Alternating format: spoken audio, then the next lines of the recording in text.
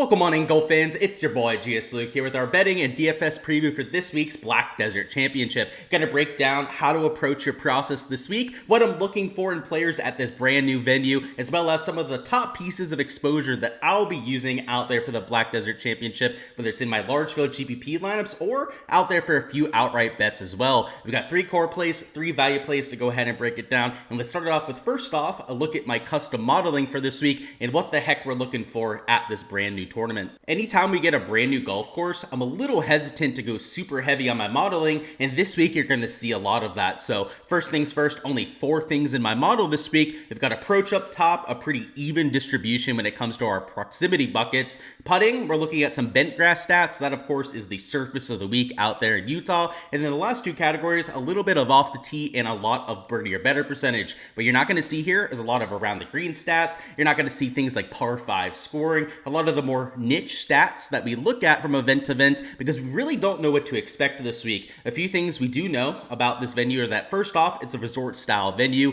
should be a birdie fest with it made for me and you, not necessarily these tour pros to go out there and be tested. It's got 30 wide yard fairways. You do have some lava rocks in play. I think that desert style golf that you see at TPC Summerlin, maybe out there at the Waste Management Classic, that's going to come into play, but the greens should be very simple, shouldn't have a ton of slope on them. There's a few drivable par 4s out there, and because of the elevation, an already about average length golf course is going to become one of the shorter that you have on the PGA Tour. So though it looks like it's about 7,300 yards, this thing is going to play under 7,000 yards when you start to account for elevation. So it should be a birdie fest. I think you're going to see a lot more wedges in hand than you'd expect, and even on like a 450 yard hole, they might be hitting a degreed wedge in for their iron shot. So I would expect to see something 20 under par or better winning here, and that's really all we know though, right? A lot of the rest of the golf course is going to be speculation, so I'm choosing to take that unknown out. I'm just trying to focus on what we know about this golf course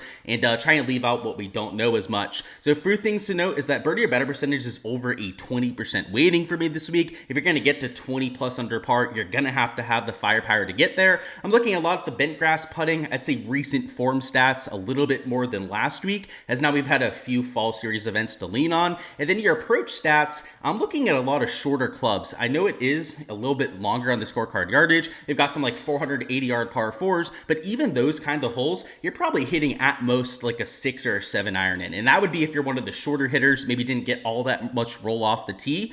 Some of your guys are going to have a 9 iron into that kind of hole. So your proximity buckets, definitely a little bit shorter than some of the other courses on tour. But outside of that, that's what we're looking for our modeling. And now let's talk about some of our top pieces of exposure. So translating those key stats of what I'm looking for in players out there to actual exposure. And no better place to start than up top with Bill Hostler, who I took for an outright at 33-1. I think at $10,000 in DFS, he'll be a pretty decent option this week. And I'm looking to ride the hot hand with Bo. And not only has it been a hot putter, which you'd expect from somebody of his pedigree on the greens, but his ball striking, and in particular his iron play the last 2 fall series events, has been well into the positive, which is not always something that we say about Bo. There's one category that he can struggle in on the PGA Tour. It's his iron play, and it's not like he's completely terrible. It's just that everyone else out there is so damn good when it comes to their irons. Everywhere else, we don't really have concerns for Bo. He's a very solid short game player, both around and on the greens. Off the tee, he's got a little bit of pop in the bat as well.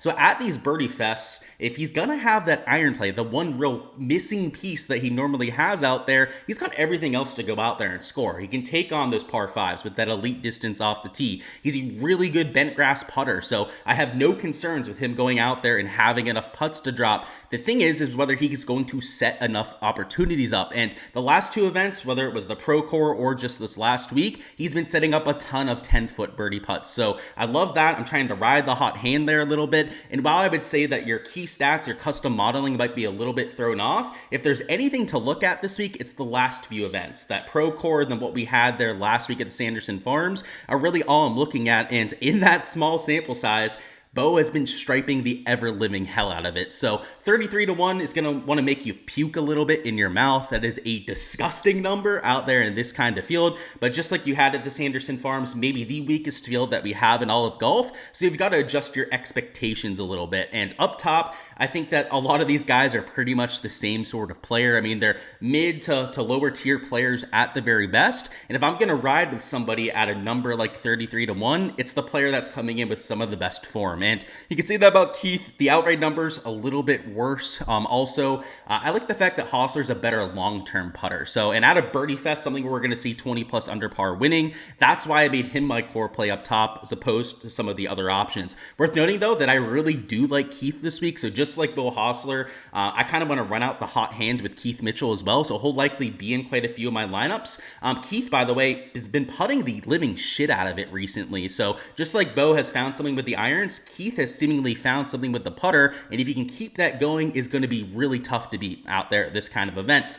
Next play we're going to talk through here is going to be Lucas Glover at $9,000. And speaking of guys that found their putter, something is going on with Lucas Glover. And the last time this happened, I'll remind you, was just before the playoffs last year. Lucas Glover found his putter, was gaining 2, 3, sometimes even 4, 5 strokes putting per event. He only went to win 2 weeks in a row, ended up making a huge run throughout the playoffs, maybe one of the hottest stretches of golf that we've seen over the last 5 to 10 years. And he's starting to do it again. If you haven't seen the shots gained metrics, last week out gained well over 3-4 shots gained putting. The week before that at the Pro Core, I guess a few weeks before that out there on the schedule, did the same exact thing. And if there's one thing we know about Glover, is that you play him when he gets a hot putter. You give me a 44-1 outright number on him, you give me a $9,000 price tag, and I'm going to be all in on the guy. I mean, he's team no putt out there most tournaments, maybe the best iron player that we have in this kind of field, the most consistent ball striker for sure of everyone in this field. Only one that could really compete with him would be a Keith Mitchell, but Glover has got him from that long-term prowess, and now he is starting to make putts. So I would say that that is extremely dangerous for the rest of the field. If Glover goes out there and gains 3-4 shots gained putting, he's going to finish top 10, like guaranteed. If he goes out there, he gains loose strokes putting, he is not finishing outside the top 10. And obviously, if he has a good ball striking week on top of that putting, is where he can go out there and run away with this kind of tournament. So I don't really love birdie fest for Lucas Glover typically, but now that he's gaining strokes on the greens, I think that is a very scary prospect for the rest of the field, and it's why I'm taking him in this kind of tournament. Worth noting too that the bent grass putting numbers aren't great, but he's been putting on the surface the last few events. The Sanderson Farms, I believe it was a Bermuda grass surface, so not so much there, but at the Pro Core, a pretty similar surface to what you're going to get out there in Utah. So he showed us an ability to go out there and gain on those greens, which is why I'll overlook the slight loss out there in the bent grass category. Last core play we're going to talk about, somebody who withdrew the last time out. So I'm hoping that the ownership on Spawn's going to be a little bit lower here. Hostler's probably going to be at least 18 to 20% owned. You're going to know that before you play somebody in the 10K range. Pretty much everyone is going to get ownership up there. Lucas Glover, I think, is going to be chalky too. I'd imagine that people are going to see those putting stats, want to go out there and tail him himself. So I'll say at least 15% out there on Glover. Spawn, because he withdrew and he didn't cite an injury, by the way. So I think he just didn't feel like playing his last 9 holes out there. Obviously, if we get a report that changes that, we might want to rethink this kind of play. But what I like about JJ Spawn is that before last week's withdrawal, he was playing by far the best golf of anyone in this field. In fact,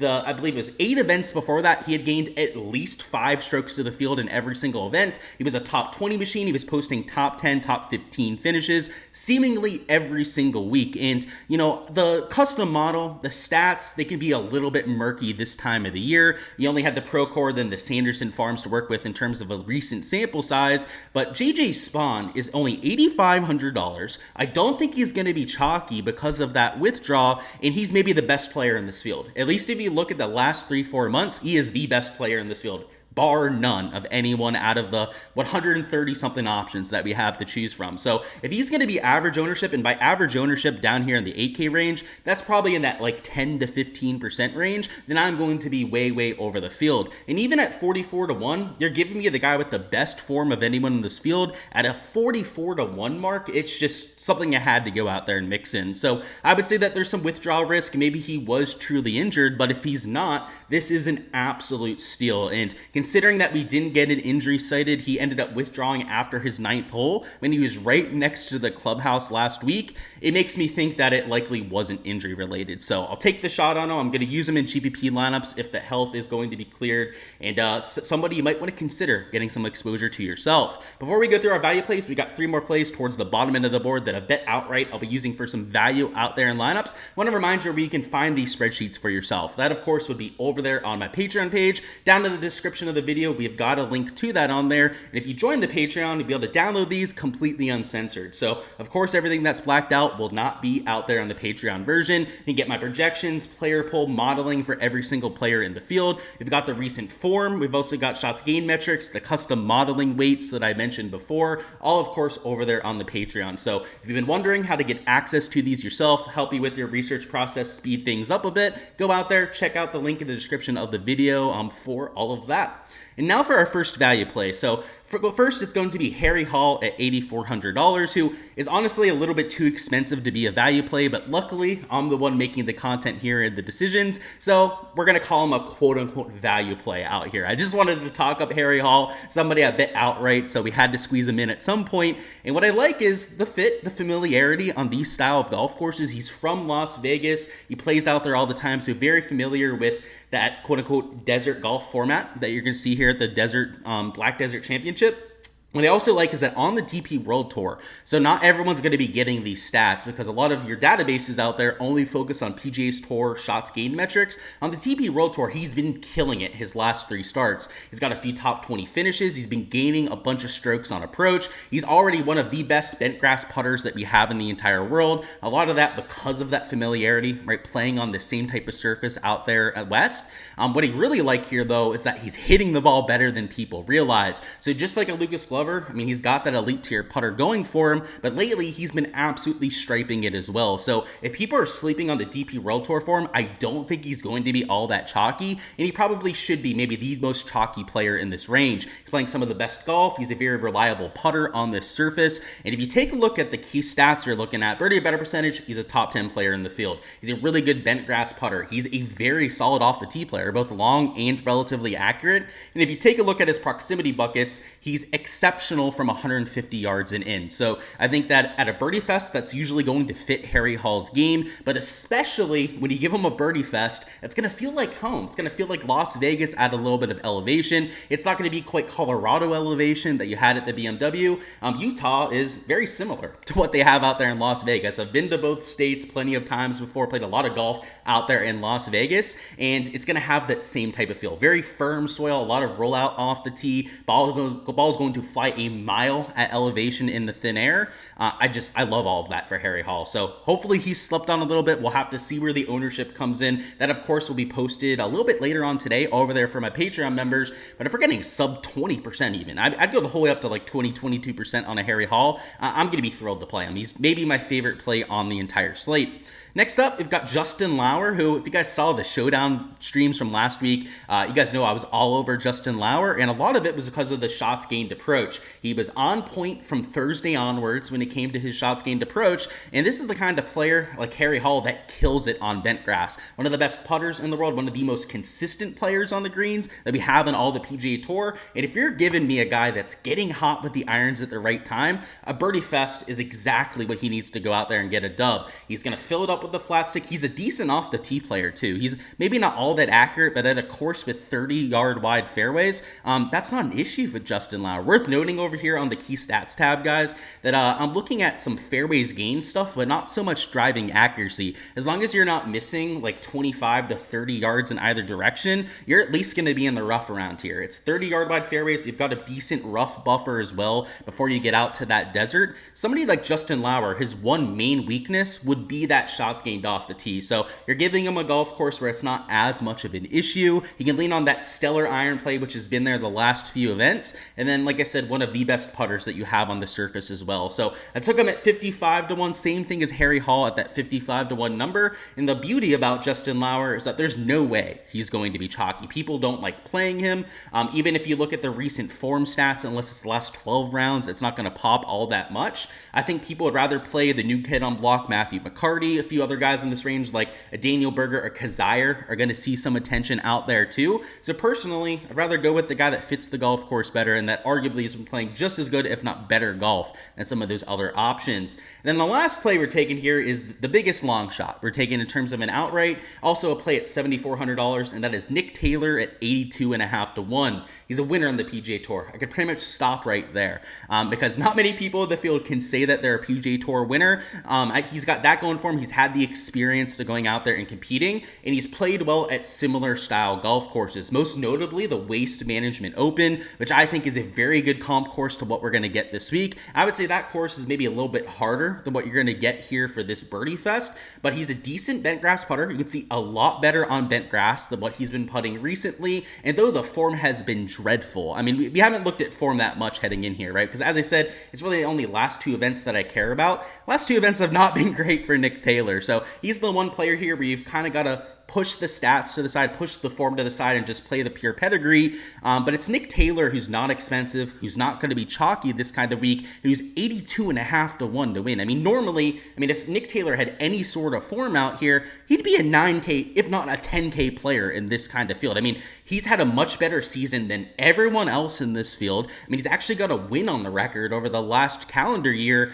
Not many can say that out there in this week of a field. So 82.5 to 1, I've seen more disgusting plays out there, but more so what I really like about Nick Taylor is that it's not an off the tee heavy course. You don't usually want that for Taylor. He's not the best off the tee player. Iron play lately has not been great, but long term, he is a pretty solid player from 150 yards and in. In fact, in terms of the wedges, he's one of the best players that we have on the PGA Tour. So at a course where you're going to hit the ball further, you're going to have a lot of wedges in hand. I think that plays directly into his skill set. And then maybe the most important stat of all this week would be your bent grass putting, and that is a huge positive for him. Gaining nearly 2/3 of a stroke more per round on the surface is why I have a little bit of optimism out there for his game. So if you want to go with a top 5 or top 10 bet, I think that could make sense as well. Him going from out of form to winning would certainly be something, but we've seen crazier shit happen before. I mean, we had Davis Riley go out there and win this year after like 5 straight missed cuts. We've had multiple examples of that just this calendar season, and